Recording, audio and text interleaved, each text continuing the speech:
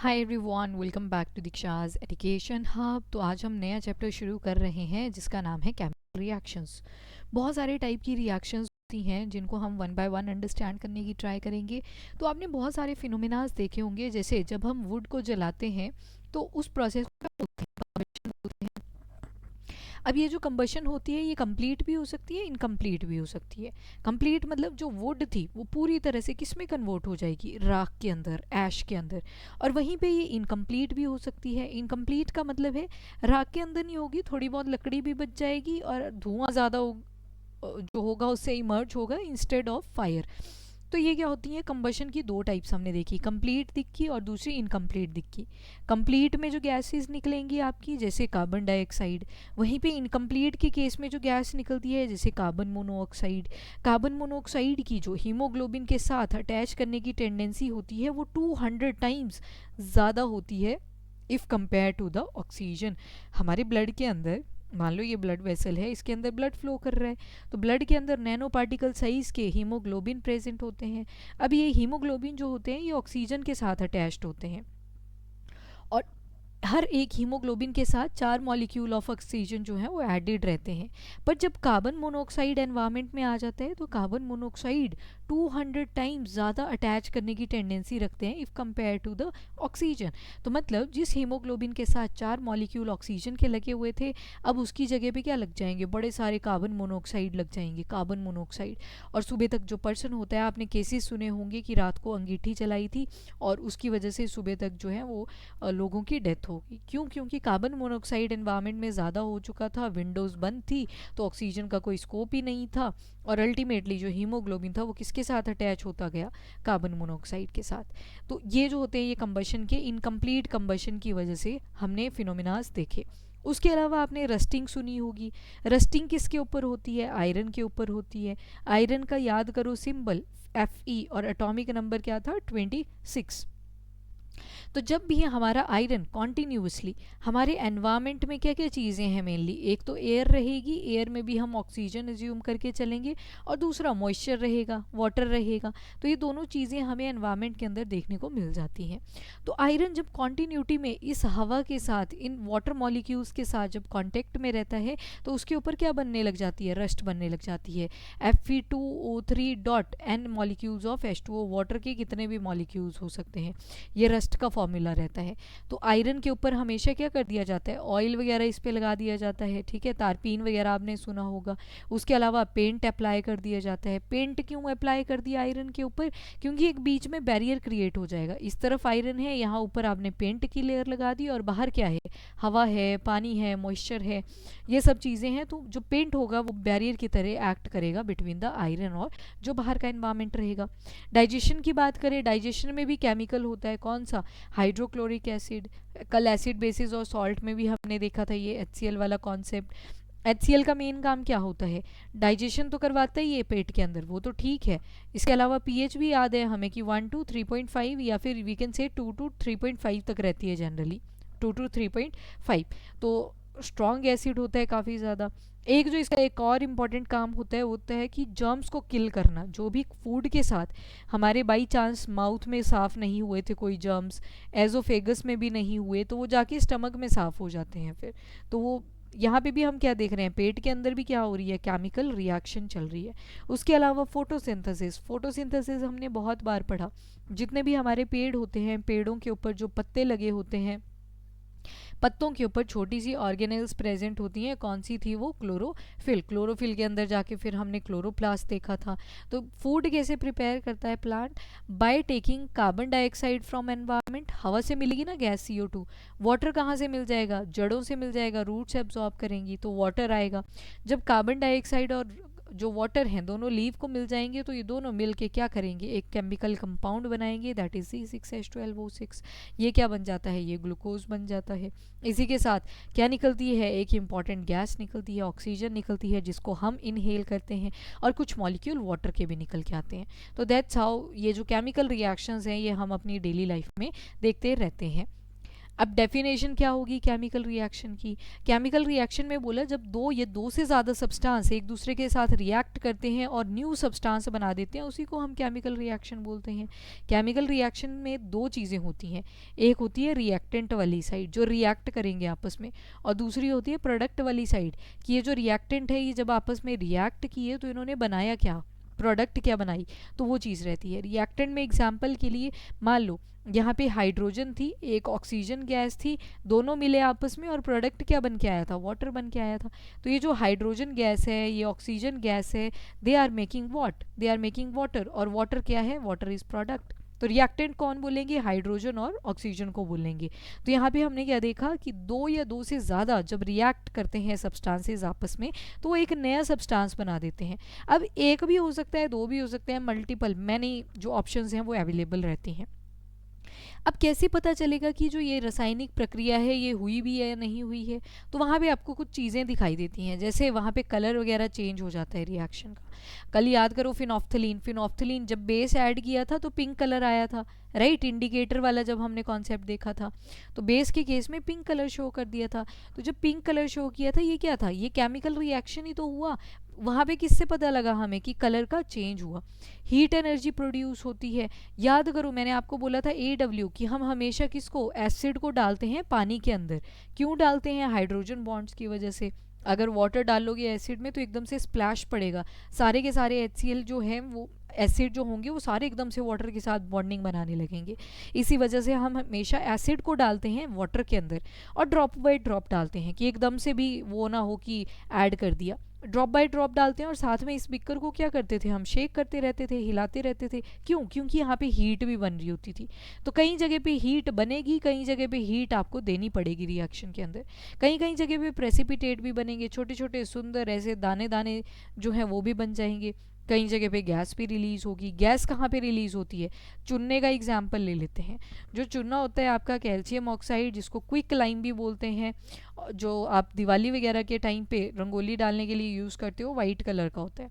जैसे इसके अंदर आप क्या डालते हो, वाटर डालते हो, तो क्या होता है, एक तो कंपाउंड बन जाता है CaOH2, ठीक है, और साथ में आपने देखा होगा एफरवेंस आती है, एक गैस निकलती है, बबल से बन जाते हैं। कौन सी गैस थी वहाँ पे, कार्बन डाइऑक्साइड। तो ये जो गैस निकली इसने क्या रिप्रेजेंट कर दिया हमें कि जो केमिकल रिएक्शन जो होनी थी वो हो चुकी है। तो इस तरह से केमिकल रिएक्शन के बड़े सारे इंडिकेशंस होते हैं जिसकी हेल्प से हमें पता चल जाता है कि रिएक्शन हुई या नहीं।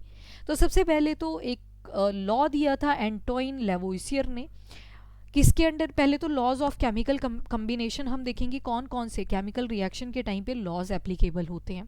तो उसी का सबसे पहला आता है law of conservation of mass. Law of conservation of mass का मतलब है कि जो मास है उसको ना तो हम बना सकते हैं ना ही उसको ख़त्म कर सकते हैं। एग्जाम्पल के साथ समझो, जैसे वुड थी अपने पास, लकड़ी थी, लकड़ी को हमने जला दिया, पर जलाने के बाद कुछ ना कुछ तो बच गया ना, उसका ऐश तो बच ही गई, ऐसे थोड़ी हुआ कि पूरा ही ख़त्म हो गया वहाँ से। तो हर एक चीज़ क्या करती है, जो भी है नेचर के अंदर उसका मास भी होगा, और मास जो होता है उसको ना तो हम बना सकते हैं ना ही उसको डिस्ट्रॉय कर सकते हैं। फिर आप बोलोगे कि मैम पेज को जब बर्न करते हैं, छोटा सा पेज कंसीडर कर लेते हैं, कईयों की तो छोटी छोटी ऐसे राख सी बच जाती है, पर कई बार खाली हो जाता है पूरी तरीके से, पर गैस तो बनी ना उस केस में भी, ठीक है, गैस तो बनी रही है। एग्जाम्पल ले लेते हैं, और आपका कपूर होता है, कैम्फर जिसको आप बोलते हो। अब कैम्फर में क्या होती है, सब्लिमेशन होती है ना। तो जो कैम्फर होता है इसमें सब्लिमेशन होती है। कैम्फर को आपने आग लगाई और आग लगाने के बाद उसकी पूरी की पूरी गैस बन जाती है। पर आपने एक और चीज़ नोटिस करी होगी, हल्की हल्की सूट भी निकलती है। तो वो क्या रिप्रेजेंट कर रहा है कि हम मास को कभी भी ना तो बना सकते हैं ना ही उसको डिस्ट्रॉय कर सकते हैं। तो ये जो law of conservation of mass का जो नियम था ये किसने दिया था, ये दिया था एंटोइन लेवोइसियर ने। कब दिया था, तो 1789 के अंदर दिया था। एक और लॉ है जिसको एक फ्रेंच केमिस्ट है, नाम है जोसेफ प्राउस्ट। जोसेफ प्राउस्ट की अगर बात करें तो इन्होंने, एक फ्रेंच केमिस्ट हुआ करते थे, इन्होंने लॉ ऑफ कांस्टेंट प्रोपोर्शन का नियम दिया। इन्होंने बोला कि किसी जो भी केमिकल सब्सटेंसेस होते हैं, जो एलिमेंट होते हैं, वो हमेशा डेफिनेट प्रोपोर्शन में होते हैं। कैसे समझोगे आप इसको, तो सबसे पहले तो कंपाउंड की बात करते हैं। जब भी कंपाउंड की बात करेंगे तो ये देखो, ये वाटर का कंपाउंड आपको दिखेगा। इसके अंदर क्या दिख रहा है आपको, दो हाइड्रोजन के एटम है, दो हाइड्रोजन एलिमेंट्स हैं, और एक क्या है, एक ऑक्सीजन आपको दिखेगी। तो हर वाटर मॉलिक्यूल में आपको यही कॉन्स्टिट्यूएंट्स देखने को मिलेंगे।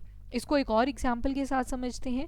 जैसे यहाँ पे लिखा है कि कंपाउंड के अंदर, जैसे कि वाटर हो गया आपके पास, तो हाइड्रोजन और जो ऑक्सीजन होते हैं इनका मास का जो रेशियो आता है दैट इज ऑलवेज 1:8। पर ये आता कैसे है उसको थोड़ा सा अंडरस्टैंड कर लेते हैं।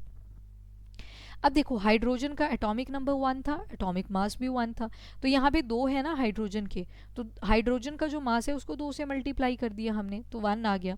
वहीं पे ऑक्सीजन की अगर बात करें तो ऑक्सीजन का एटॉमिक नंबर 8 था पर एटॉमिक मास 16 था, तो ऑक्सीजन का तो एक ही एटम है ना, तो एक मल्टीप्लाई बाई कितना आ जाएगा 16 आ जाएगा। तो जब H2O बनेगा तो 2 हाइड्रोजन के एटम्स हैं यहाँ पे, तो 2 + 16 कितना आ गया 18 आ गया, राइट। तो जब इसको आप रेशियो की फॉर्म में लिखोगे तो 1:8 का रेशियो आपको देखने को मिलेगा, क्योंकि हाइड्रोजन के 2 एटम्स थे और ऑक्सीजन का एक ही एटम था। तो इस तरह से जो है यहाँ पे फिक्स रेशियो रहती है हमेशा के तरह। तो यहाँ पे मीथेन और ऑक्सीजन को आपस में जोड़ा हुआ है। You can solve it as well. Carbon का जो एटॉमिक मास रहेगा 12 लेना है यहाँ पे, हाइड्रोजन का एक ही रहेगा, ऑक्सीजन का दोबारा से 16 आ जाएगा, कार्बन का 12 आ जाएगा, ऑक्सीजन का 16 आ जाएगा, हाइड्रोजन का कितना रहेगा एक ही रहेगा दोबारा से, और दूसरा ऑक्सीजन का 16 रहेगा। पर जब मीथेन की बात कर रहे हैं CH4, तो इसको आप कैसे लिखोगे, कार्बन का 12 आ गया ना, और हाइड्रोजन के कितने हैं 4 मॉलिक्यूल हैं, लो इसको ऐड कर लोगे। फिर लिखा है ऑक्सीजन, यहाँ पे रिएक्शन को बैलेंस करा गया है कि एटम इधर भी बराबर होने चाहिए इस तरफ भी बराबर होने चाहिए। जैसे इसके कंसीडर कर लो एग्जाम्पल, ये देखो अगर इसको आप ध्यान से देखोगे तो ये ऑक्सीजन का मॉलिक्यूल यहाँ पे कितना है 2, और 2 को मल्टीप्लाई कर दो 2 से 4 है ना, इस तरफ देखो अब 2, और यहाँ पे भी कितने हैं 2, तो 4 हो गए इस तरफ भी, तो बैलेंसिंग करी हुई है ये रिएक्शन की। अब ऑक्सीजन का जब लिखना है तो एक तो 2 ये आगे और 2 आगे हैं, तो 4 × 16 आ जाएगा। उस तरफ कार्बन के कितने हैं 12 हैं, और आपकी ये तो ऑक्सीजन का आ गया ना, यहाँ पे कितने हैं CO2 का एग्जाम्पल ले रहे हैं 12 हैं, और ऑक्सीजन के कितने हैं 16, पर 2 मॉलिक्यूल हैं तो 16 से मल्टीप्लाई कर दो। प्लस वाटर का केस लोगे तो हाइड्रोजन के कितने आ जाएंगे 4 आ जाएंगे टोटल, 2 ये हैं 2 ये हैं, तो आप 4 को 1 से मल्टीप्लाई कर लो, प्लस 16 तो ऑक्सीजन का है पर 2 एटम आगे भी तो लिखे हैं, तो इसको मल्टीप्लाई कर दोगे 2 से। तो that's how you can calculate कि क्या रेशो में कितना रेशो रहता है किसी भी केमिकल एलिमेंट का, जो कि वेरी करेगा हर एक रिएक्शन के अंदर। उसके बाद केमिकल इक्वेशन एंड बैलेंसिंग, हमने अभी देखा ना कि इक्वेशन को बैलेंस किया हुआ था। फॉर एग्जांपल अगर मैं हाइड्रोजन और ऑक्सीजन को जोड़ रही हूँ तो मेरे पास वाटर बन रहा है, पर यहाँ पे देखो हाइड्रोजन के कितने हैं एलिमेंट्स 2 हैं, ऑक्सीजन के कितने हैं 2 हैं, पर इस तरफ अगर देखोगे तो हाइड्रोजन के तो 2 हैं पर ऑक्सीजन का 1 है, तो इसको बैलेंस करना पड़ेगा सबसे पहले तो।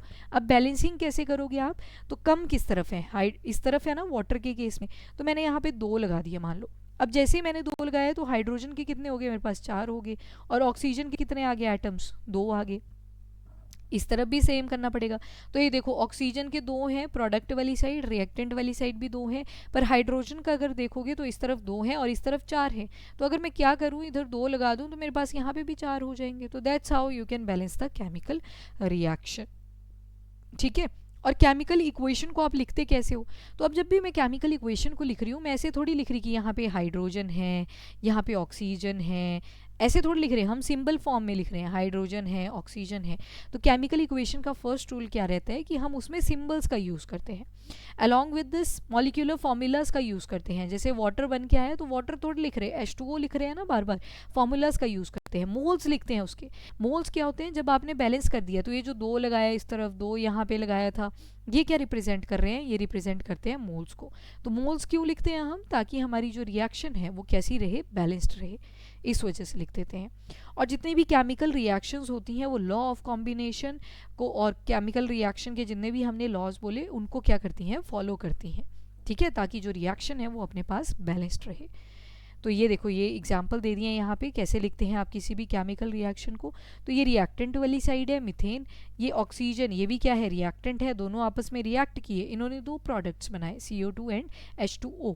तो ये जो 2 लिखा हुआ है यहाँ पे ये क्या रिप्रेजेंट कर रहे हैं, नंबर ऑफ मोल्स को रिप्रेजेंट कर रहे हैं। अगर मोल्स की बात करें, नंबर ऑफ जो मोल्स होते हैं तो गिवन नंबर ऑफ मोल्स होते हैं और डिवाइडेड कर देते हैं उनको मॉलिक्यूलर मास से। तो ये चीज़ें जो है इतनी डिटेल में तो आपको सिविल सर्विसेज में नहीं पूछी जाती, बट येस यहाँ पे हमने देखा कि how to write any reaction.